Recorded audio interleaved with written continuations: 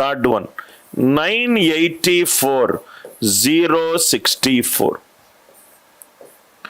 Fourth one 984,064. Fourth one 5929. దీంట్లో ఎన్ని digits ఉన్నాయి? స్క్వేర్ రూట్ కనుక్కోవాలనుకుంటే 2 డిజిట్ల తర్వాత 2 డిజిట్ల తర్వాత 2 డిజిట్ల తర్వాత ఆన్సర్లో ఎన్ని డిజిట్లు వచ్చినట్టు? 3 డిజిట్స్ వచ్చినట్టు. ఆన్సర్లో ఎన్ని డిజిట్స్ వచ్చినట్టు?